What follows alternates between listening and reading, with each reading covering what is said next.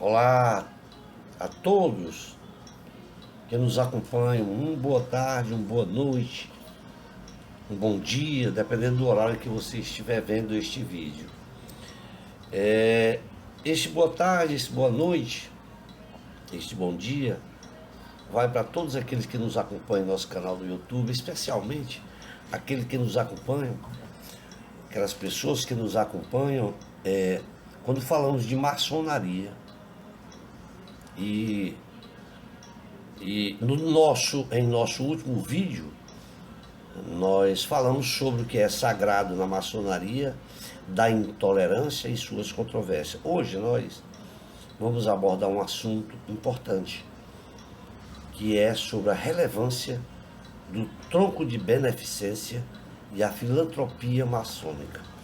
Antes de iniciarmos, gostaria de pedir a todos que nos acompanham e aqueles que veem o vídeo pela primeira vez, que nos ajudem aí fazendo a sua inscrição em nosso canal, deixando aí um likezinho, fazendo um comentário, para que a gente possa melhorar o conteúdo do canal, dando sugestões de tema para a gente estudar e falar. Ficaria muito agradecido se assim o agissem. Bom, o tronco de beneficência, por ser uma prática tradicional da maçonaria, é o momento em que todos os seus membros contribuem financeiramente para um fundo que é destinado a ajudar os necessitados. Em todos os ritos é aplicado ao neófito, que é aquela pessoa iniciada recentemente, se explica a ele naquele momento da iniciação que o tronco de solidariedade é arrecadado em dinheiro. No entanto, se denomina este tronco de metais.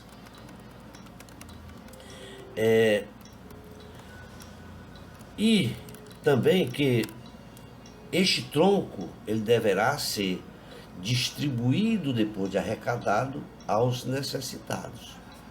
O obreiro ele deve colocar seu óbolo na mão, fechando-a em seguida e colocando-a dentro do bolso de coleta. E lá dentro ele abre e solta a sua doação, portanto, os fluidos pelas pontas dos dedos, de seus dedos, para que possa energizar seu conteúdo. Logo após, fecha a mão e retira a mão fechada. Todo este significado corresponde a que, como ele pode colocar o que lhe vem a mandar seu coração, e também poderá tirar quando as necessidades o afligirem. Deste modo, se deduz que os necessitados a serem socorridos, em primeira instância, são os próprios irmãos do quadro.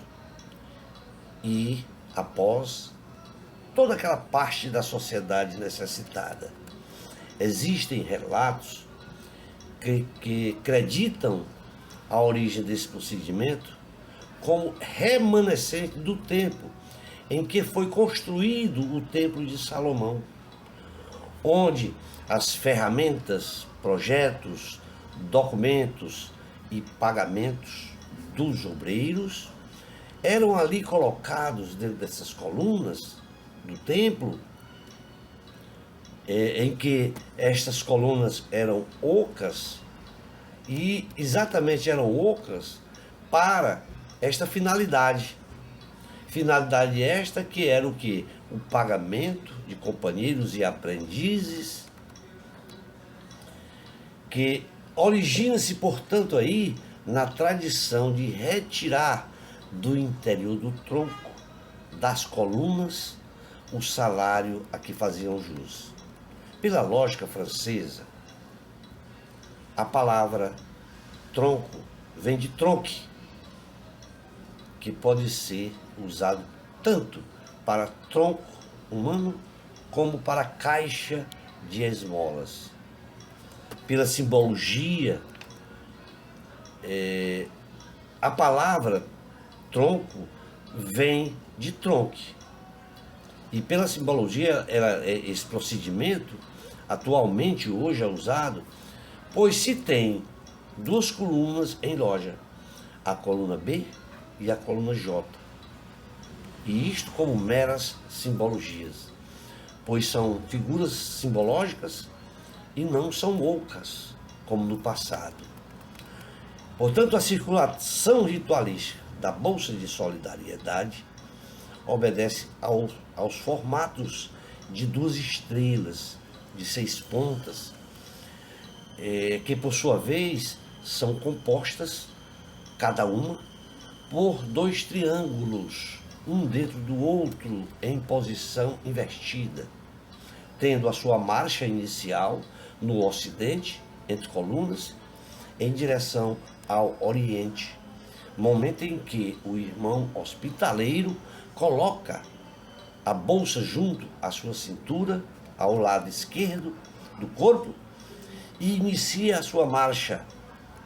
Daí então o irmão hospitaleiro, sem olhar para o que é depositado naquela bolsa, vai passando por todos os obreiros da loja, iniciando pelo venerável mestre, depois pelo primeiro vigilante, depois o segundo vigilante, e define aí, portanto, o primeiro triângulo. Depois o orador, o secretário, o guarda do templo, definindo, portanto, o segundo triângulo, o que vai aí resultar na primeira estrela. Depois passa então pelos oficiais e obreiros do Oriente, pelos mestres e oficiais da coluna do Sul, e depois pelos mestres e oficiais da coluna do Norte, definindo, portanto, aí o terceiro triângulo. Companheiros, aprendizes e cobridor externo, formando aí então o quarto triângulo. E então completa, portanto, a segunda estrela. E por fim, o cobridor externo segura a bolsa e o próprio hospitaleiro deposita o seu óvulo na bolsa. O irmão hospitaleiro retoma a bolsa, lacra esta bolsa e conclui o giro da bolsa, colocando-se entre colunas. Comunica ao venerável mestre que a tarefa está cumprida e recebe aí então as instruções do que deve fazer em seguida. Normalmente, o irmão hospitaleiro leva a bolsa lacrada até o altar do tesoureiro e ambos conferem o valor coletado. Daí então, em seguida, o tesoureiro comunica ao venerável mestre o valor arrecadado. Devemos observar que durante toda a circulação da bolsa, nenhum irmão pode entrar ou sair do templo. No momento da arrecadação, é considerado um momento em que os obreiros aproveitam para aquele recolhimento espiritual, aquele relaxamento, pois o ato de doar é tido como místico e o sacrifício da oferenda que se faz como um culto ao conceito do grande arquiteto do universo, ou seja, é um momento que se torna aquele momento mágico em que o mestre de harmonia baixa a intensidade das luzes e executa músicas suaves. Momento em que, se não executado, é considerado como se aquela sessão não tenha sido justa e perfeita, com exceções das sessões brancas.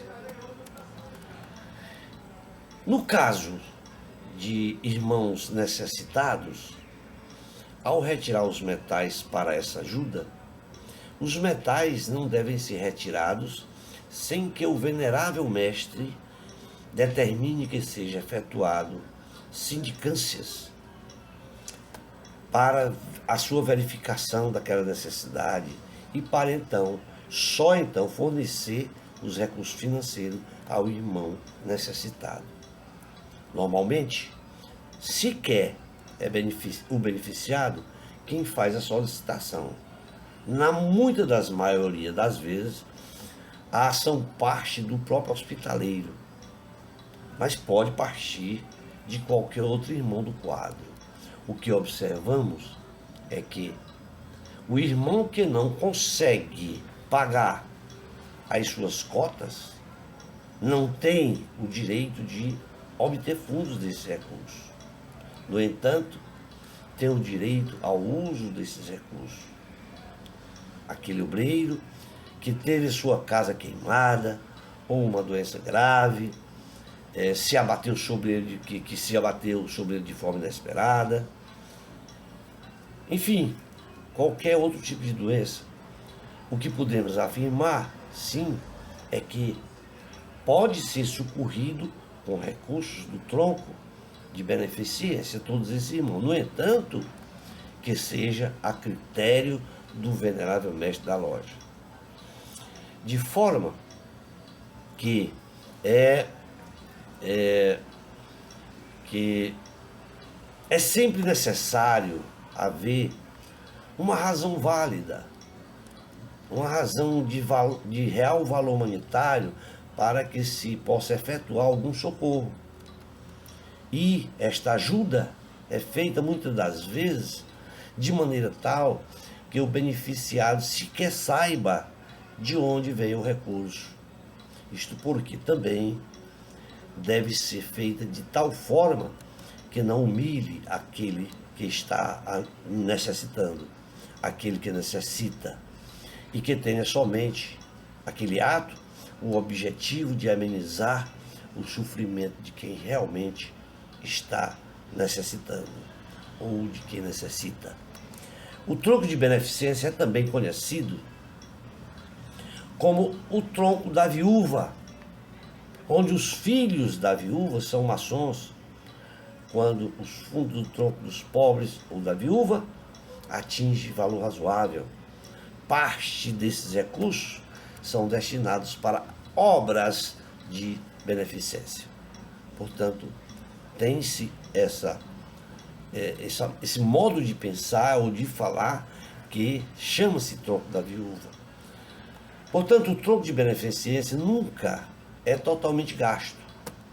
Sempre fica um pouco para as eventualidades, que pode ser para socorrer algum irmão em real necessidade emergencial. O maçom, na qualidade, o maçom que não colabora com este ato litúrgico do tronco de solidariedade, é o mesmo que fugir da prática da caridade, o que vem a mostrar que este irmão não é digno de exercer todos os demais privilégios maçônicos. Além do fato de que o irmão tenha posses que lhe permitam fazê-lo e não faz. Torna-se este irmão desonesto para consigo mesmo, pois poderá ele próprio ser o beneficiário daquele óbolo que coloca na bolsa de coleta. Se o irmão não colaborar por vaidade ou avareza, o seu caráter não é bom. Ele deve se poldar e desconfiar de que tenha algo errado consigo mesmo. Porque o ato de dar esmola não significa dar mixaria, ninharia, valor insignificante. Se assim ele pensa, é melhor que não coloque. Não coloque nada e arque com as consequências que a sua consciência lhe exigir. O verdadeiro maçom se torna digno através da prática da beneficência. Momento em que o verdadeiro maçom se torna digno na procura de alcançar uma glória, de merecer de parte daquilo que ele considera, assim como considera o grande arquiteto do universo, como seu Deus, e ser premiado por fazer parte da edificação de nossa sociedade. Tal atitude é disposição, é uma prática séria, porque abusar da sorte, devemos observar que o hoje está tudo bem com você. No entanto, não se sabe o que o dia de amanhã vai nos reservar. Meus irmãos, para finalizarmos, nós podemos afirmar que o tronco de solidariedade ou tronco de beneficência ou tronco dos pobres ou até tronco das viúvas, ele foi adotado ainda na maçonaria operativa, quando, devido à falta de segurança nas construções, as doenças comuns que assolavam ali a Europa naquela época, matavam, mutilavam muitos maçons operativos, de tal forma que cada loja, quando seus obreiros recebiam seus pagamentos, sejam pagamentos quinzenais, semanais, a loja solicitava de cada um dos seus membros que retirasse de seu salário uma quantia esta que o seu coração dizia que devia doar. Quantia esta que ficava a critério de cada um e que ele colocasse dentro de um tronco oco de madeira. E essas quantias ficavam num canto da sala ou na saída da loja com o nome Tronco das Viúvas. Assim era que era na época da maçonaria operativa. E cujo dinheiro ali arrecadado era distribuído entre as viúvas dos irmãos que já haviam falecido em serviço, seja por acidente, seja por doença, ou por qualquer outra prática. No entanto, o costume era o de auxiliar as famílias dos maçons falecidos. Daí é que veio, então, a formação da primeira loja de Londres em 1717. Observamos ainda que o primeiro maçom aceito ou especulativo a fazer uso desse tronco foi o primeiro grão-mestre da grande loja da Inglaterra, o irmão chamado Anthony Sayer, que sofria aí de uma crise financeira tremenda, uma crise financeira muito grande, que teve que viver nos seus últimos anos de vida dependendo da ajuda financeira dos irmãos. Portanto, como citamos, a finalidade principal desta atitude sempre foi, desde a sua criação, o de auxiliar os maçons, os irmãos ou seus familiares necessitados, e não para servir de esmoleira para profanos, de esmolas. O que observamos também é que, de certa forma, a maçonaria como um todo passou a selecionar seus novos membros pela posição financeira. Aqueles que possuíam, na alegação de que a maçonaria tem muitas despesas, e quem não tiver ali uma posição financeira sólida ou um emprego lucrativo não poderia ingressar na ordem, pois não teria ali condição de atender seus compromissos financeiros. No entanto, é nosso entendimento que barrar irmãos pela sua posse, por mim, é considerado um contrassenso. No entanto, reafirmamos que quem deseja entrar na ordem deve sim ter condições de arcar com seus compromissos. Compromissos estes que lhes são mostrados antes de iniciar. Portanto, o irmão, antes de iniciar, é informado das despesas que ele vai ter durante toda a sua vida maçônica. E aí ele tem a oportunidade de continuar nos quadros ou não. Portanto, reafirmamos, não concordamos de seleções para ser maçom. Apenas aqueles ricos, poderosos, que têm recursos financeiros bastante grandes, não. No entanto, para se ingressar, é necessário que se tenha condição de arcar com as despesas que lhes são oriundas do andamento da sua loja, das suas per capitas, dos seus pagamentos mensais, enfim, da sua ajuda no óbolo, enfim.